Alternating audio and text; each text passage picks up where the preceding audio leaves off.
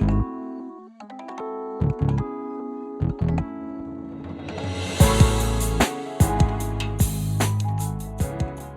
don't know how you spend your weekends, but I love to spend mine perusing. But I always find that I tend to go to the places that seem to know exactly what I'm looking for.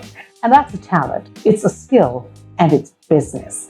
And today we are going to be speaking with the woman behind two, at least, of such businesses, Gael Alluard of Liliplum, of Dwellings, of Mindful Market, of Ashley, you name it, that entire quadrant, it's all about Gael and her husband who have put this together. Gael, how are you? I'm very good, thank you. Thanks for having me, and it's an honor to be here. We are so thankful to have you on the Pivot Pioneers in our season 2, where we start to look at people who have been in their individual game now for quite some time.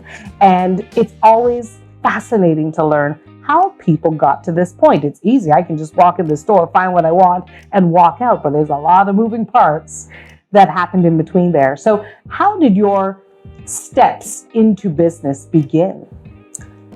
Well, I started out, in business, in the corporate world, really, a long time ago. I graduated from business school, and basically I started my career in sales and a little bit of marketing. I started out working for pretty small companies in the luxury goods industry. So at the time, I was really in sales, but because we didn't have a marketing department, I also had to do some marketing. And it's funny because reflecting on this now, I realized that I was on the other end of what I do now, because now I buy and I put things together, and I was on the selling end and I was helping buyers make selections of products. So I to come back all the way around. So I did that for a few years, and I really enjoyed actually working for small companies when I started out, because I found like I was able to touch different areas of the business, and it's not so specialized as in when you're working for a big corporation. And also I had more access to top management, and so I was really coached really well at the beginning, just on the basics of business and getting things done. And I got to see a lot of different things and got exposed to a lot of different things. And about 3 years into my career, I decided I wanted to specialize a bit more in marketing. So I went back to school. I was still working full time, and I went back to get a master's in advertising and mass communications. And after that, that's when I made the transition to work for a big corporation. I wanted to try that. I hadn't done it before. And it was the complete opposite of everything I'd done before, because I joined this company that was huge, thousands of employees, and very specific role in marketing. And I was actually working in an international marketing department, and I had a market I had to deal with, which was Canada at the time. So, I learned so much there, because we basically had an in-house ad agency. We had graphic artists and everything. So I learned how to brief the graphic artists on like what assets we needed in terms of advertising. And we were rolling out every week. There was flyers and TV ads, radio ads. So there was a lot of pressure, but it taught me really how to work really quickly, efficiently, and accurately, because I also had a boss who was not very patient at that time. And if there were mistakes, which would, of course, happen, there was some yelling going on. So, looking back on that, it wasn't like sometimes the most pleasant environment to work in. It was a bit like, a lot of pressure, but I definitely learned a huge amount working there. Right. And, being exposed to a huge brand and a big company, and they do things a certain way. So that was the beginning of really my steps into branding.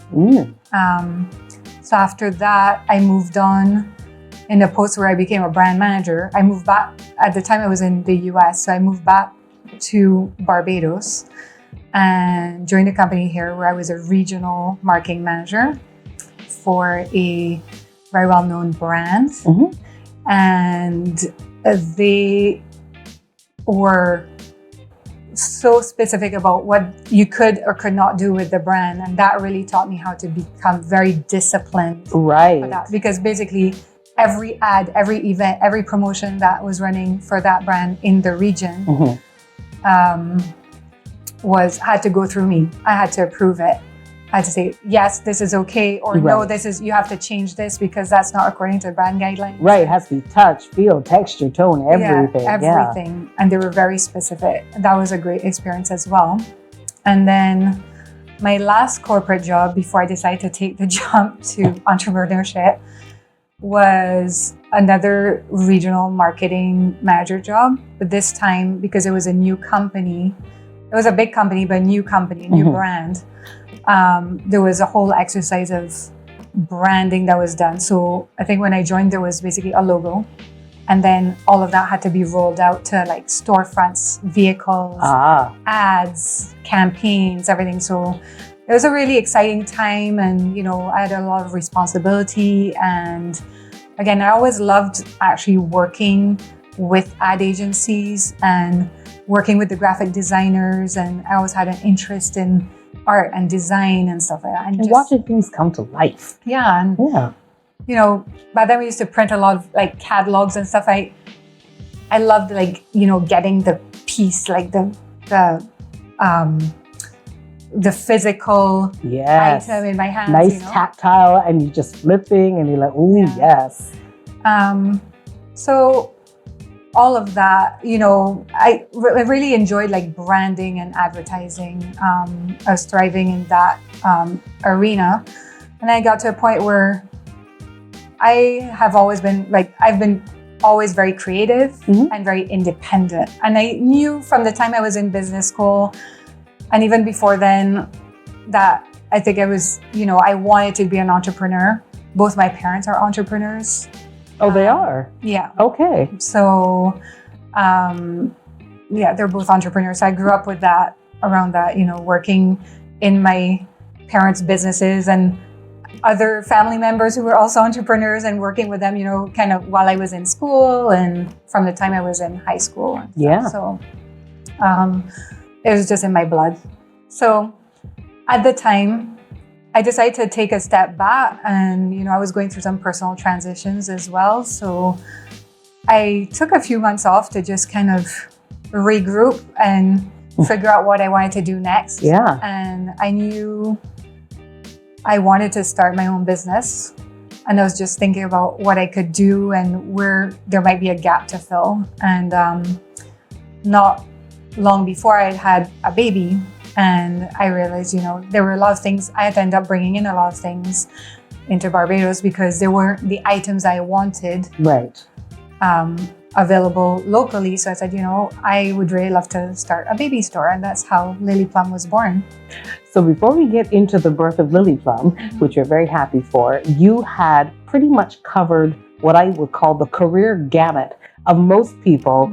I suppose at a relatively early stage, because at one point you were able to take a step back, you're starting your family now, and here's where you start to recognize there's a gap here. Now, most people would be like, man, I can't get blah, blah, blah, blah, blah. But you're thinking, there's an opportunity here because I couldn't get blah, blah, blah, blah. And I'm sure a lot of people also are looking for things that they couldn't get. So in your mind's eye, what was Liliplum going to bring to the landscape of Barbados? Well, it was going to be, and actually, I think every business that we've built has been like that. So whether it's Liliplum or Dwellings, you know, yes, it's about the product, like giving the customer a really good assortment of quality products as well. Because I think there was already in the market, you know, a concentration on more promotional products, like price-driven products. And I wasn't really interested in going there. I wanted to offer something different and bring in some quality products into the market, things that were more trendy, that were more lifestyle. And I want people to come into the store and be excited and be like, oh my God, I want everything, you know? So really, truly, whether it's Liliplum or Dwellings, it was always about the whole experience. And, you know, that's why like the store was designed a certain way and there was music in the background of the lighting. Like we literally thought about all the different aspects. And I think like neither my husband and I had really, a lot of experience in retail. Mm-hmm. So when we started out, I mean, we made some pretty basic mistakes, but I think we went with our gut. Like I really knew, okay, this is what I wanted to feel like. I had the vision. So Right. it's like, okay, I want to feel like this, and I'll figure out how to get there. Okay. Mm-hmm. Yeah.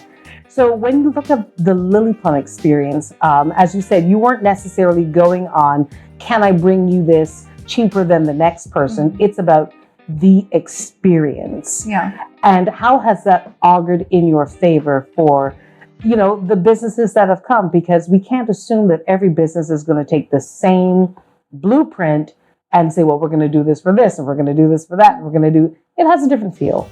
Mm-hmm. So, I mean, it's worked out really well. Mm-hmm. I think. And I think one of the biggest compliments that our customers give us on a regular basis, people say, like, gosh, if I can't travel, at least, I can come here and I feel like I've been away. So it was always this.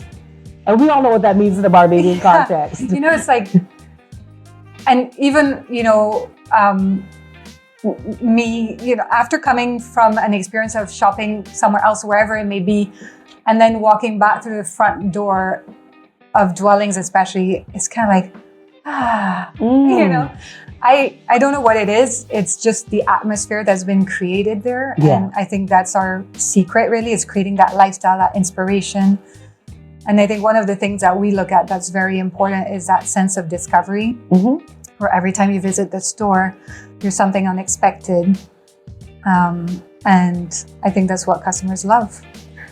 It's amazing because you speak a lot about your customers, which suggests to me that feedback is a really, really important indicator for what next for the business. Mm-hmm. Yeah, I think definitely getting feedback from the customers is very important. We get positive feedback and sometimes you get negative feedback. Mm-hmm. And I think both are very important because you need to take all of it in really and adapt the business and listen to the customers. If you keep getting the same comment over and over, it's like, do you guys carry this, or why don't you carry this, or like you should really do that, and you're like, okay, maybe we should really do that.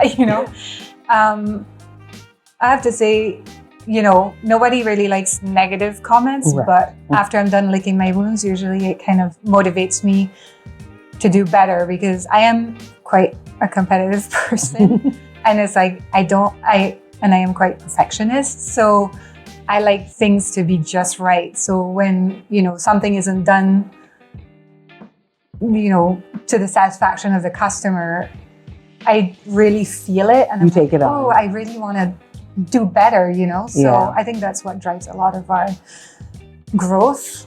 I think, that's a very important driver of our growth, but also I spend a lot of time just researching and, keeping on top of trends and saying what's the latest thing and what's new and exciting out there. So Got to keep on top. definitely, especially in the retail business. For sure.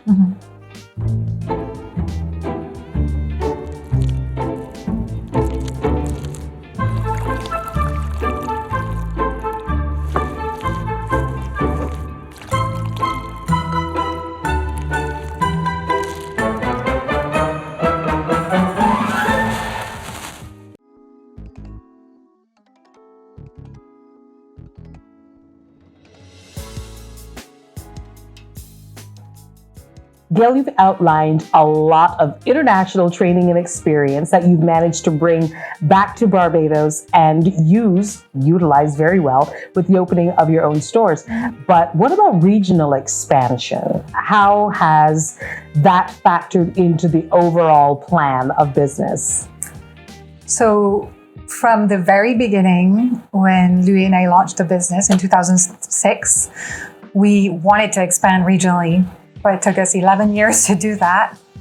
I think just because, expanding into another country because, you know, in Barbados, okay, it's basically one market. It's a pretty small market. So expanding into like another country, basically, whereas most people outside of the Caribbean would think, oh, it's just the Caribbean, it's the same thing. But no, they're all very different cultures. People shop differently. People, you know, you have all these different cultural backgrounds that affect what people like, the taste. So it took us a long time to take that step and go into Trinidad. So that was the first market we identified, just because it was close, it was English speaking, it was a bigger market. Yeah. And we figured, you know, like, okay, this looks like a good place to expand into, and we're not too far away that if we need to get there, just a hop and a jump, a 30-minute flight. Right. There. A lot of people thought we were crazy when we did that, because like, it's a huge market. Yeah. There's so much competition. People are so aggressive there with competition. I was like, okay, well, you know, we're going to go, but there's nothing like dwellings. So why don't we go and do it? And we did. So it was really a dream come true, because this is a project that we wanted to do for a long time. Right. And we put a lot of work into it.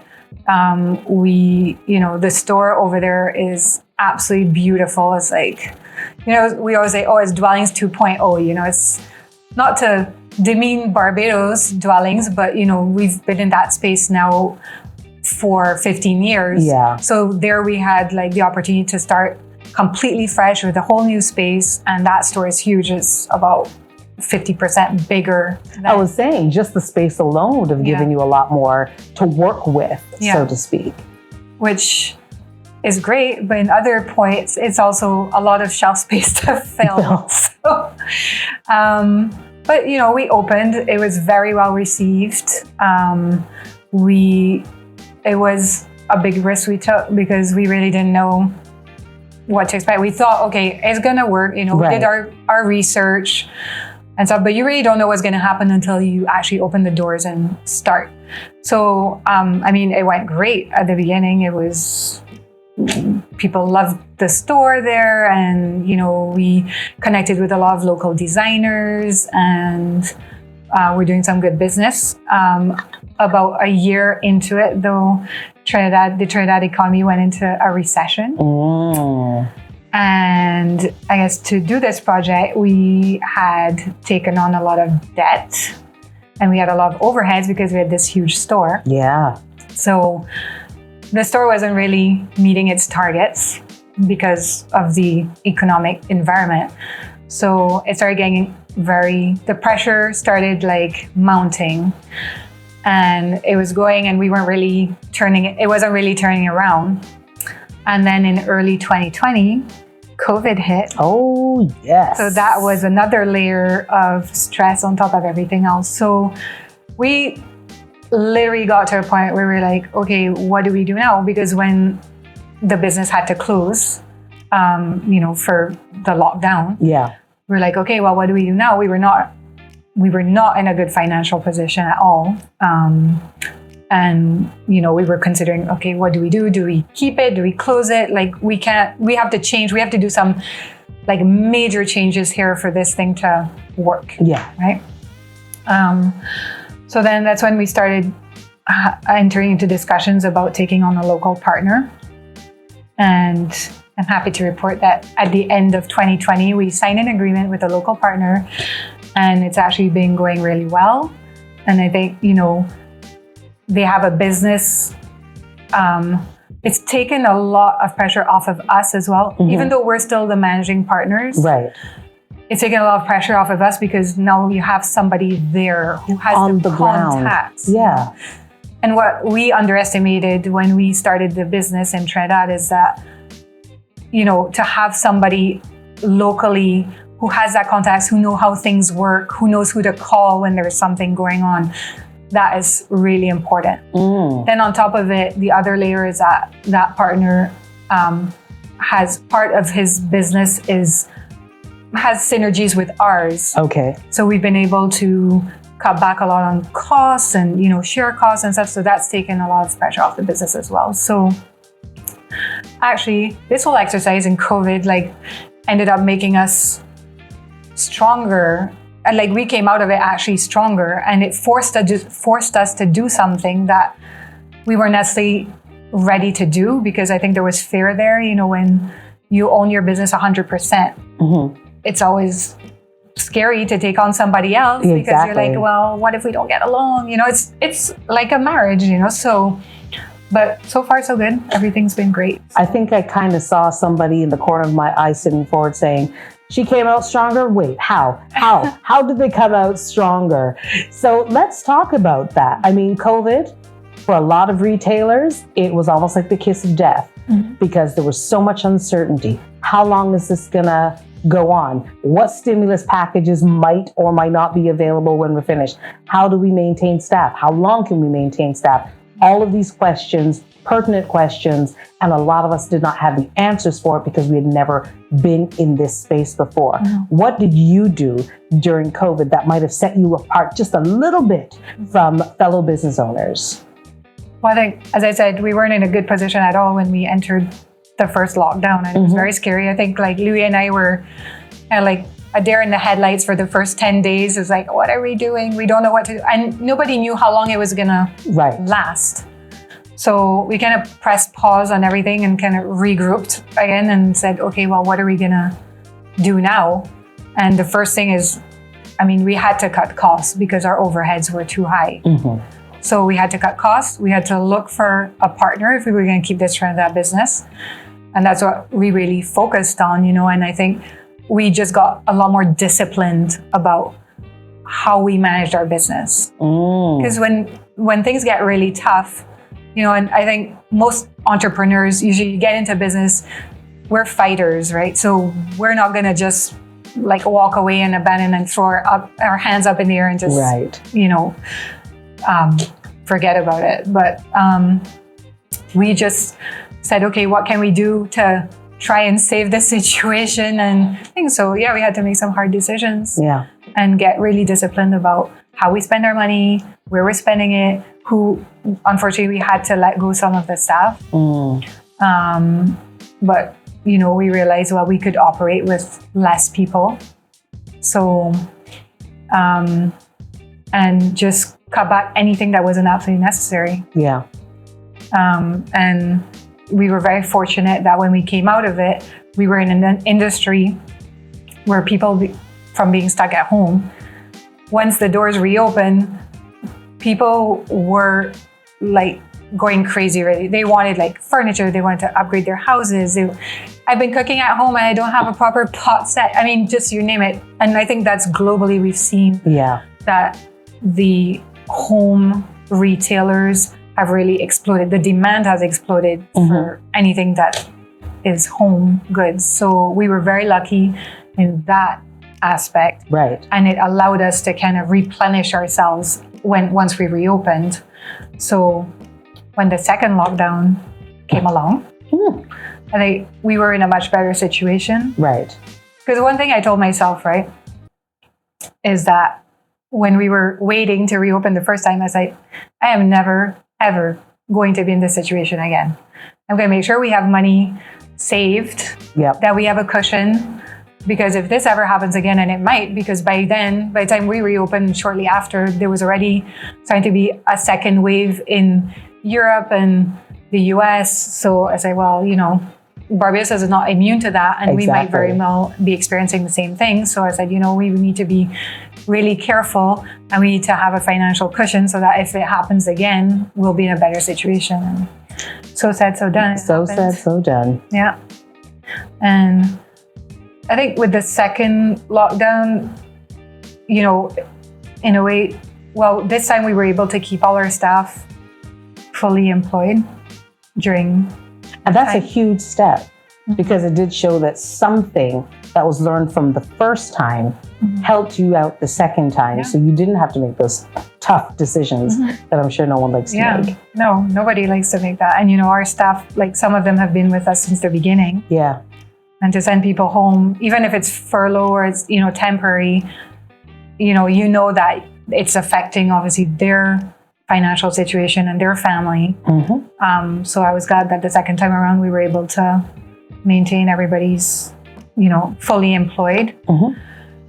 And, we just kept going in the background. So we were working from home, and whereas the first time we were like, okay, press pause. We don't know what's happening. And we weren't doing anything. And then when we reopened, we were like scrambling to catch up. Right. The second time around, everybody kept working, and we took the opportunity to plan ahead. And, because now as well, what's happened with COVID is that the whole supply chain's been affected. That's right. So we're having to place orders a lot earlier, and, all the way down to the holidays and stuff. So we took already. Yeah. Wow. A lot of vendors wanted their orders in by mid-March. Mid-March for Christmas. Yes. Wow. Yes. That's new. Yeah. So, we were always pretty early in doing that, but this time was, we had to get it in by a certain time. Wow. So we took the opportunity that we were closed to work on a lot of things like that, a lot of planning, and to refine some aspects of the business that sometimes, we don't have time to do because you're just busy doing other things, focusing on other priorities. There's one thing that we want to get into, and I want to pay special attention to it in just a bit. But it's one of those things that in our conversation, we recognize that sometimes these pauses, as inconvenient as they are, especially financially and for the flow of business, can actually work in your favor. And I can't wait for people to hear about Mindful Market. Yeah.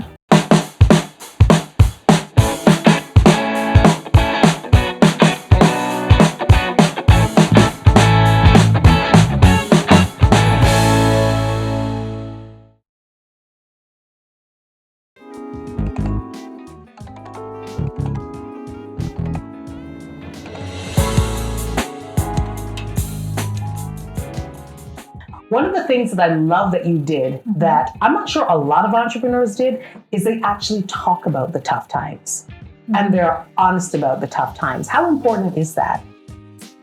I think it's actually very important because when you look at, the tough times are, you could look at it as successes and then failures, but they're not failures because that is an opportunity to grow. So you really have to look at, get rid of your ego and kind of look at what went wrong and say, okay, well, you know what? We're not going to do that anymore. And then we're going to do this instead. So it allows you to pivot and to grow your business and to get better at what you do. So I think it is actually really important to talk about the tough times. And personally, I don't know any entrepreneur who has not been through tough times. Are you an entrepreneur if you haven't been? Yeah. There's always these, months you've had like a terrible month and you're like, oh my God, what am I going to do? And, but you have to just get back up, brush off and move forward. Yeah, do more of the stuff that works and try to cut out some of the stuff that's not working. Yeah, and I would say one very important thing is actually to have data about your business. So maybe that's one thing, big corporations talk about data a lot, but like smaller entrepreneurs don't really, I think a lot of them realize the importance of data.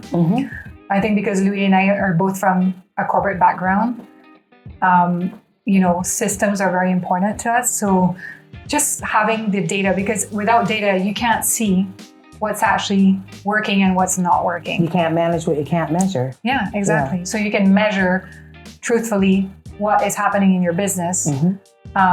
Whereas a lot of times, you can see what's moving, what's not moving, why is this not moving, and just like getting really granular about it. And it's not like probably the funnest things. I mean, some people love data. Sound fun, but some people love data, but it is a very important thing. Even me as a buyer, when I'm doing buying or when I'm doing marketing, I mean, data is very important in marketing nowadays because with all the online advertising, literally you're getting bombarded with data all the time and you need to look at it. You need to see who's looking at my social media pages. That's right. How many people clicked on this? How can I get more people to click on that? How many people responded to this ad?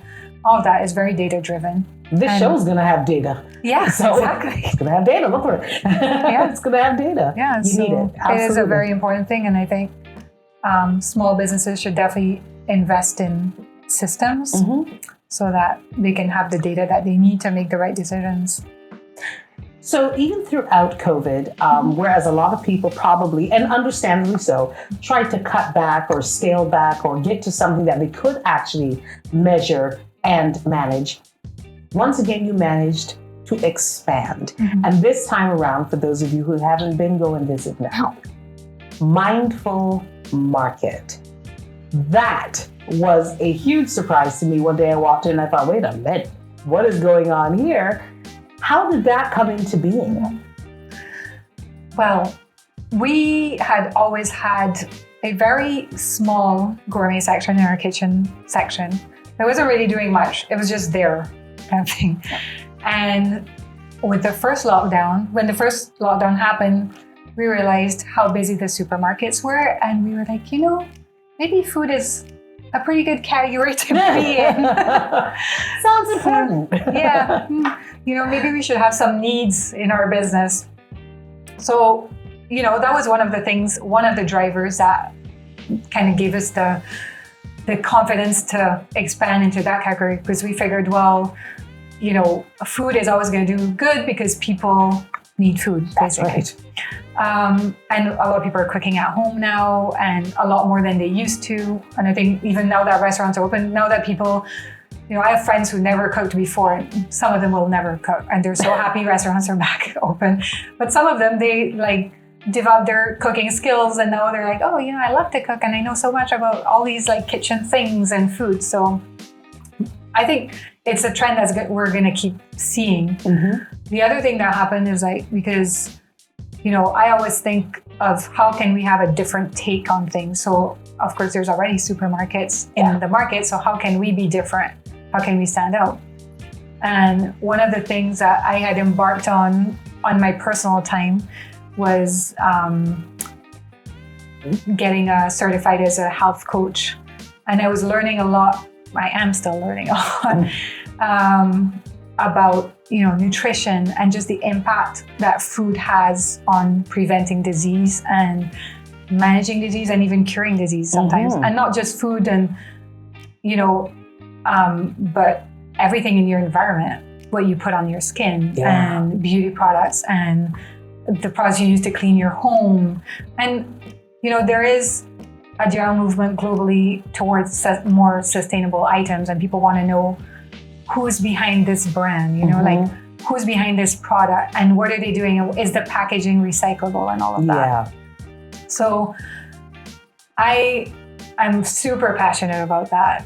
And especially now that I have all this information, I was like, okay, I need to share this with people, So that was the take that we took on Mindful Market and how the name came about, because it's about, mind, body, and soul, basically. Right. So it's like you're feeding yourself, but you're also bringing joy to yourself and you're taking care of your health. And, I think our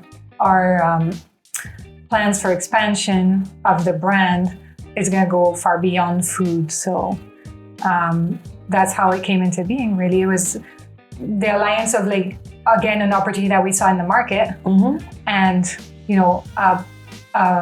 personal passion of mine. And that's a great way to marry certain things, because oftentimes business has this very stoic, almost hardcore impression, but really passion fuels a lot of what people got into. I mean, passion fuels fashion, it fuels food, it fuels even cars, you know, but it has to start from somewhere, and you use your time, where a lot of people use time to learn things, but you became passionate about something. You thought, well, there's probably a way to bring this literally to market so I can share what I have learned with other people and still find a way to make it marketable. So can we look for a Mindful Market setup in and of its own? We'll see, but that's we're already, the thing is, the whole industry of health and wellness it's a huge industry. It's really big. And what I love about it is that, you're selling goods, but there's also a sense of purpose behind it. And what we're doing with Mindful Market is every product that we put on our shelf is very deeply researched. It's a bit embarrassing to say that I spend a lot of my weekend hours just lost online, researching companies and just reading up, because I love it, just because it's new to me as well. It's pretty new. like everything that I bring onto a shelf in Mindful Market, I want to make sure that the company that stands behind it is giving us like a quality product. What's the story behind it? Why did it start? What's their packaging? And all those little details, like literally every product, I've read about the company and their whole story and what ingredients are in the product. Wow. So it's a very intentional business venture, and I really want it to grow organically. Yeah. And again, I think it will be driven also by what the market wants, like how customers are responding to it. Yeah. As you said, they love the popcorn. They love the popcorn. That might have its own stand. Yeah. You never know. So that'd be fantastic stuff. What do you think, in retrospect, I think that you admit that you have handled the lockdown the second time a little bit better than perhaps the first time. The shock factor definitely was handled a little bit better. But as a business owner, what do you think could have helped you navigate both of those times better for not only you, but your staff? I think the main thing was really being in a better financial position. Okay. To me, that was, and I think knowing that the world isn't going to end and there will be something after the lockdown, and just keep going, keep putting one foot after the other, even if you're not like committing to anything during the lockdown because you don't know what's going to happen when you reopen. Right. Take the time to think about your business and really dig deep and see, okay, what is it I can do better? And so you learn from your experience and you come out stronger and better. So I think, going into it, I think is just planning, it sounds a bit pessimistic, but kind of planning for the worst sometimes. Yeah. This was like the bottom dropped out and nobody was expecting this. Correct. And nobody could plan for it, possibly at least the first time around. But, I think we shouldn't be naive to think this is never going to happen again or that something else can happen. Absolutely. Barbados is also we live in an area of the world that could have a natural disaster. We've seen it happen to neighboring islands. So you have to be prepared as a business for those hard times. And I think you need to put in place like some financial measures that you have that staying power and making sure you're well insured. Well insured. Shameless plug, well insured. I know that you work with your husband, Louis, in the business, but I need to ask, what is it about women in leadership, and especially with business ownership, that brings something different to the landscape? Well, I think in general, women just bring a different perspective to things. So if I take like my husband and my relationship at work, he tends to be a lot more logical about things and, make his decisions really based on data pretty much only. Whereas I think women are we have that more like emotional intelligence where we can tap into our intuition and really like dig into that and not, yes, you need the data behind it to make a decision, but you also know sometimes it's like, my gut's really pulling me in this direction. Right. And this is something I feel passionate about. And I think women are more open-hearted when it comes to business decisions and to managing staff as well. We know when to be strong and resilient, and we know when to be soft and caring. Right. So bringing in that balance, I think that's what women really bring to leadership. Gail, it's been an absolute inspiration speaking to you today. I feel renewed, and I don't even have a business. Like, I should just get one so I can be renewed and apply some of this golden advice that you have given out today. And thanks for being so open and sharing about your business experience. Well, thanks so much for having me. And it's been great having this chat with you. And it's really an honor to be part of the Pivot series. Oh, thank you. The honor was all ours. And I know you all are definitely going to be tuning in to find out more. You're going to look at all these businesses with fresh, new, open eyes and greater appreciation, I'm sure. So make sure you click that like button, that you always stay tuned for what's next, because we will feed you as long as you want to be fed. Thanks so much, and tune in for the next episode of Pivot Pioneers.